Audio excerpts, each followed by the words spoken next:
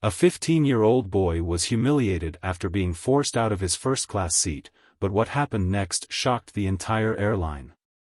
This story will inspire you and prove that one person's courage can bring justice in unexpected ways. Watch until the end to see how James Walker turned the tables. Tags: Flight Story, Teenager Humiliated, First-Class Incident, Airline Controversy, Justice Served, Inspirational Story, James Walker, Shocking Events, Airline Rules, Passenger Rights. Thumbnail text: Humiliated on a flight. But he fought back. Narrative script: James Walker, a 15-year-old with an impressive sense of calm and quiet confidence, stepped onto the plane with a sense of excitement. Dressed in a collared shirt, jeans, and spotless sneakers, he was the picture of a well-mannered young man. He held his boarding pass and a small backpack, and his polite smile was met with warm nods from the crew as he made his way to his seat in first class. This trip was special, a gift from his father, who had insisted James travel in comfort as a reward for his outstanding performance in school. As James settled into his seat and opened his book, he couldn't help but feel a sense of pride.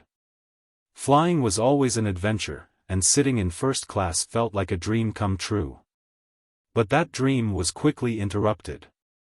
Linda Harper, a senior flight attendant with a stern demeanor, entered the first-class cabin.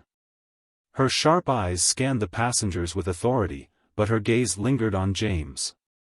Something about his youth, his quiet composure, and his presence in first class seemed to unsettle her. She approached him with a frown and asked to see his boarding pass. James, startled but polite, handed it over. Linda's tone was clipped as she studied the ticket. "This seat is in first class," she said, her words tinged with doubt. "Yes, ma'am," James replied calmly. "My dad booked it for me." Linda's lips tightened, but she handed back the pass. She walked away, but her stiff posture suggested she wasn't done. James tried to return to his book, but his mind lingered on the strange interaction. His father had always told him to stay calm in moments like this, to show strength through composure. Moments later, Linda returned with a sharper tone. "Young man," she said, "there seems to be an issue with your ticket. Please come with me." Confused and uneasy, James followed her as other passengers turned to watch. She led him to the galley, where she crossed her arms and said bluntly, "This seat isn't appropriate for you. I'll need to move you to the main cabin." James stood his ground. "My ticket is valid. Why should I move?" Linda's expression hardened. "Because I said so. Either you move now, or I'll call security." Not wanting to cause a scene, James reluctantly followed her back to economy, his head held high despite the humiliation. Other passengers whispered as he passed, but James focused on staying composed. In the cramped seat, he pulled out his phone and messaged his father, "They moved me to economy. Said my seat wasn't valid. Can you check?" His father's reply came swiftly, "I'm on it. Sit tight." Meanwhile, Linda returned to first class, her smugness fading as the senior flight attendant, Dennis, confronted her.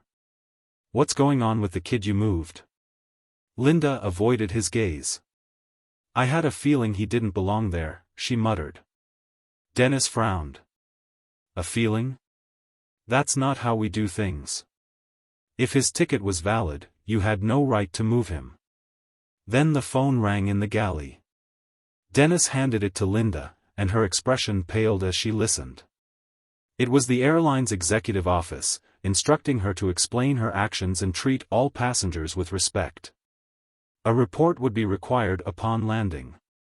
As the flight neared its destination, James remained calm, his father working behind the scenes.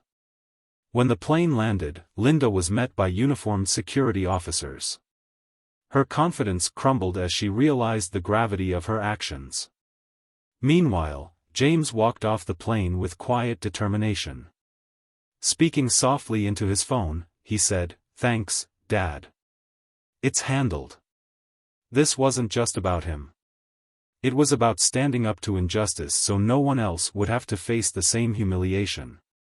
If you found this story inspiring, don't forget to like this video and subscribe to our channel for more powerful stories like this. And let us know in the comments, what would you have done in James's place? Your voice matters, and together, we can bring light to stories of fairness and justice.